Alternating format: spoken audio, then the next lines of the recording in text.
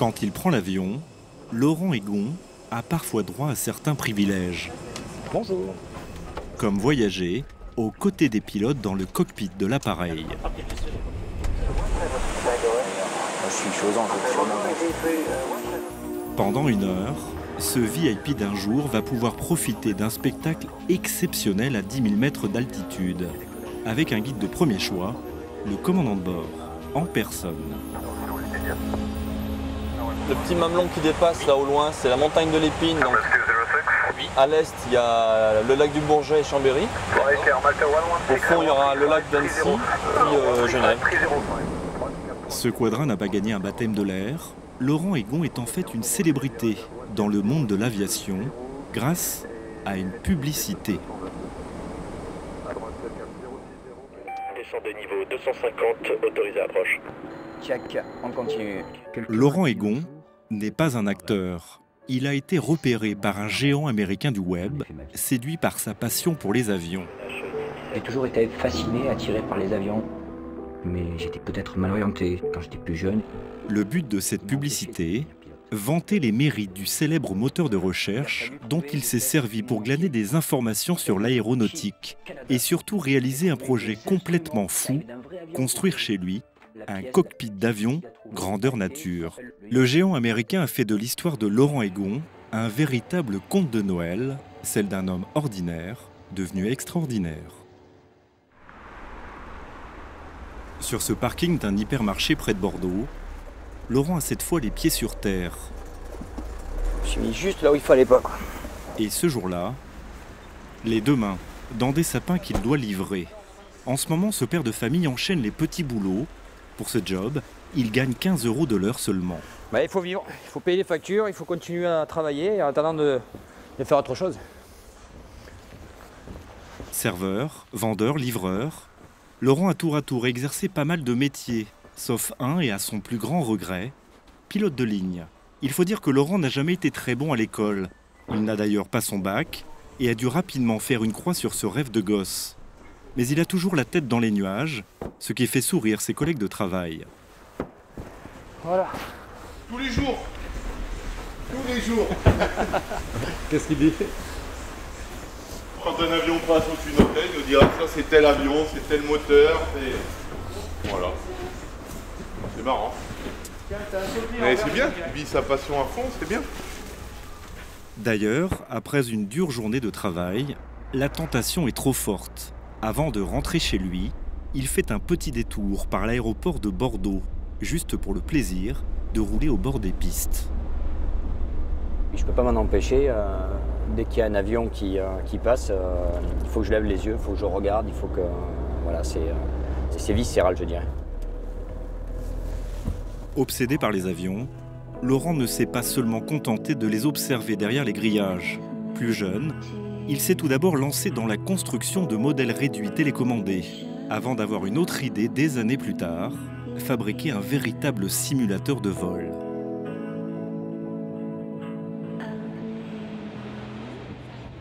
C'est à Lacanau, à quelques kilomètres de la plage, qu'il vit avec Karine, sa compagne.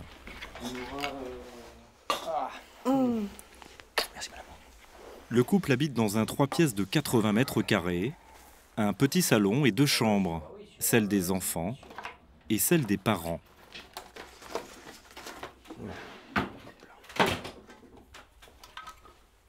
C'est dans la petite chambre des enfants, entre le lit superposé et l'armoire, qu'il a concrétisé son projet fou, un cockpit, copie conforme d'un Boeing 737. La machine occupe toute la place. Les enfants n'ont presque plus d'espace pour jouer.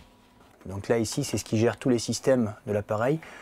Les fluides, l'électrique, le kérosène et la climatisation. Vous avez après en dessous tous les affichages. Donc vous avez un écran qui sert à la navigation, un écran qui sert à la vitesse et l'attitude de l'appareil. Ici, vous avez l'accélérateur, on va dire. Un bijou de technologie qui fonctionne grâce à plusieurs ordinateurs et surtout grâce à un logiciel de simulation aérienne qui imite à la perfection les procédures de vol d'un avion de ligne classique.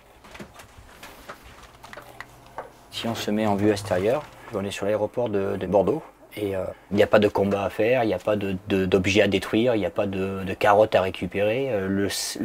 L'idée est simplement de recréer un vol de A à Z, sachant que on est assis et qu'on est confortable. Et maintenant, on va allumer. Chaque jour, pendant plusieurs heures, il imite les gestes effectués par les vrais pilotes. Laurent a mis 7 ans pour construire cette belle machine. Elle lui a coûté 30 000 €, une somme qu'il a économisée petit à petit, une passion dévorante et envahissante pour Karine, sa compagne. Quand il m'a dit est-ce qu'on pourrait couper le mur du salon pour que je puisse rentrer dans mon cockpit? Alors là, j'ai dit peut-être pas. On va peut-être pas détruire la maison.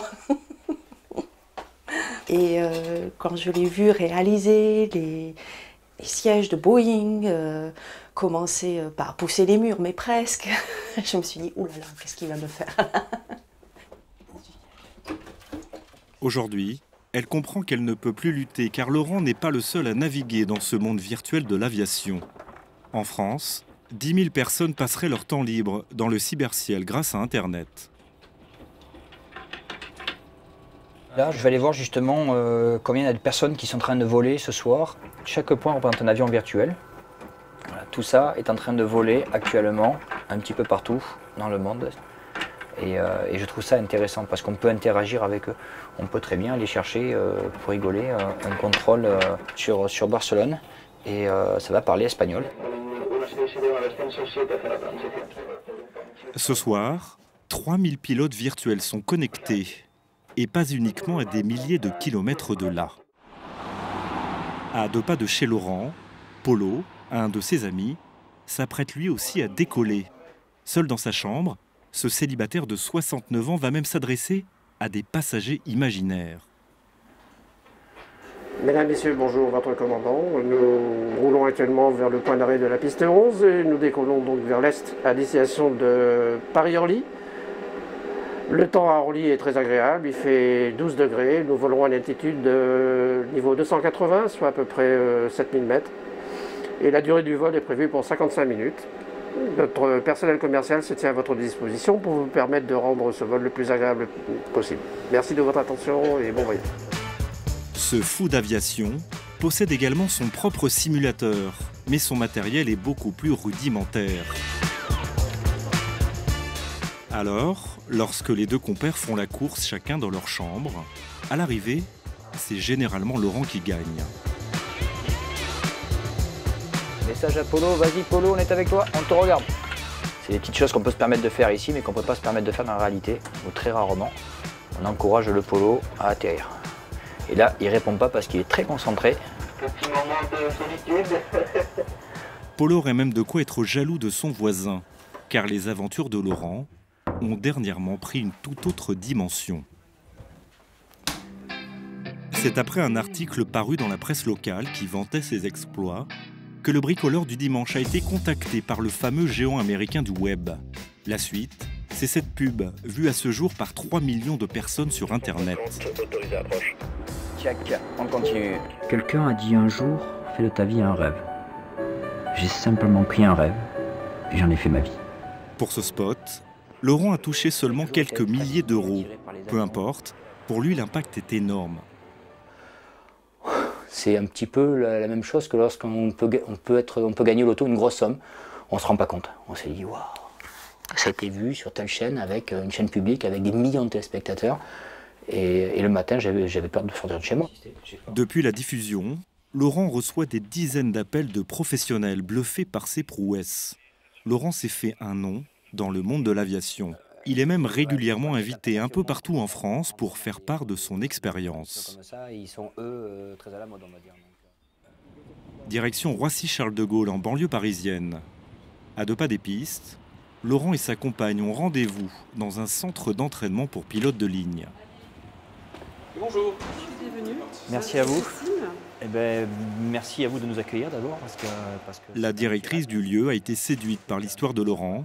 Alors elle lui a proposé de tester l'un de ses simulateurs de vol dernier cri. C'est sur ces monstres de technologie de plusieurs millions d'euros que sont formés des pilotes professionnels du monde entier. Dans ce bâtiment, 8 machines qui restituent au millimètre près les mouvements d'un avion.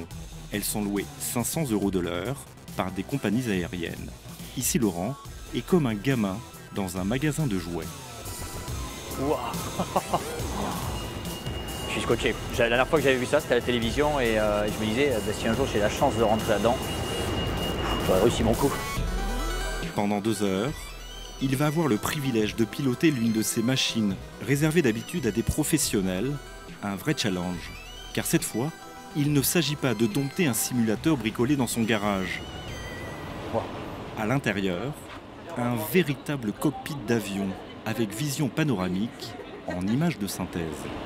Il a un sacré rendu. On touche, on y est, et puis là, le visuel, quoi. Il y a un vrai relief, il y a un vrai contraste. C'est magnifique. Pendant le vol, Laurent est suivi pas à pas par un formateur question de sécurité.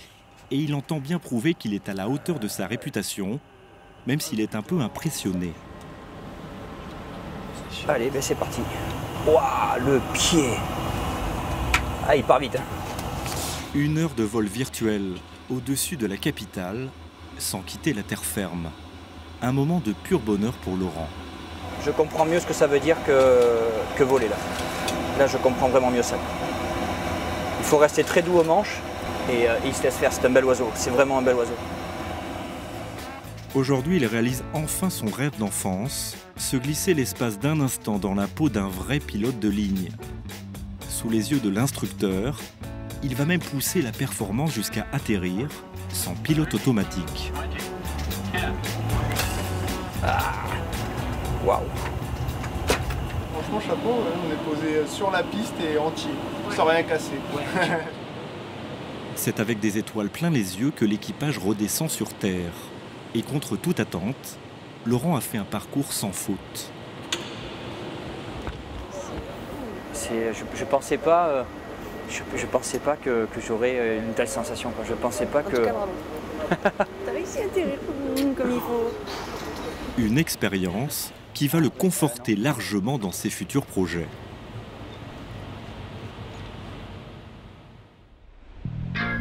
Quelques jours plus tard à Lacanau, Laurent a enfilé son plus beau costume. Il a décidé de faire de sa passion un business. L'idée, créer une société de simulation aérienne pour le grand public et pour les pilotes en formation continue.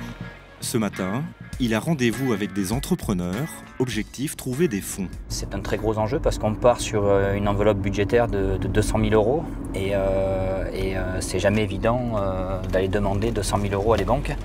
Le rendez-vous a lieu dans le centre-ville de Lacanau, dans une pépinière d'entreprise. Bonjour. Comment tu vas, ça va très bien? Ouais, ça va pas, non? Dans cette salle de réunion, des banquiers et des entrepreneurs de la région. Ils n'y connaissent pas grand-chose en simulateur de vol. Laurent va devoir sortir le grand jeu pour les séduire. On avait fait un certain nombre de propositions. Voilà la cabine telle qu'elle va être. Donc c'est quelque chose qui est en fibre de carbone, c'est quelque chose qui est en composite. Ça ressemble intérieurement et extérieurement à quelque chose de dynamique, à quelque chose de très professionnel. Pour créer ce simulateur, Laurent a besoin de 230 000 € exactement. Et pour les obtenir, il a un autre argument. Grâce à la fameuse publicité, Laurent est malgré lui entré dans le foyer de millions de Français. Ces entrepreneurs, dont cette femme qui travaille pour une grande banque, en sont convaincus. Il y a un gros coup à jouer. Elle s'y engage. C'est plutôt bien parti. C'est plutôt bien parti. C'est une question à 230 000 €. Pour Laurent Egon, le rêve est à portée de main. Une revanche pour cet homme parti de rien qui a toujours voulu voler.